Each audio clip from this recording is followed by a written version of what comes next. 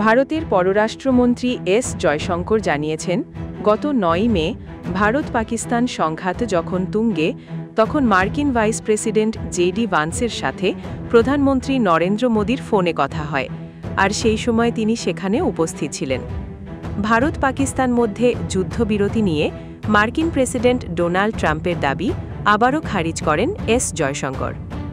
মার্কিন সংবাদ মাধ্যম নিউজউইককে দেওয়া এক সাক্ষাৎকারে এস জয়শঙ্কর বলেন, ভারতের পররাষ্ট্রমন্ত্রীর কথায় যদি কিছু বিষয় মেনে নেওয়া না হয় তাহলে ভারতের ওপর ব্যাপক হামলা চালাতে পারে পাকিস্তান।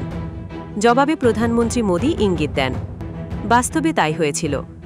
ওই রাতে পাকিস্তান ভারতের ওপর ব্যাপক ক্ষেপণাস্ত্র হামলা চালায়, পাল্টা জবাব দেয় ভারত। পরের দিন সকালে মার্কো রুবিও তাকে ফোনে জানান পাকিস্তান আলোচনায় আগ্রহী।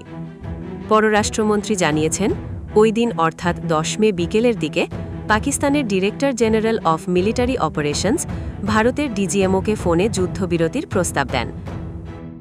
প্রসঙ্গত, ভারত বা পাকিস্তান যুদ্ধবিরতি ঘোষণা করার আগেই মার্কিন প্রেসিডেন্ট সামাজিক যোগাযোগ মাধ্যমে সে বিষয়ে ঘোষণা করে বসেন। তারপর থেকে একাধিকবার তাকে বলতে শোনা গেছে তিনিই যুদ্ধ থামিয়েছেন এবং যুদ্ধবিরতির বিষয়ে বা বাণিজ্য বিষয়ক আলোচনা গুরুত্বপূর্ণ ভূমিকা পালন করেছে।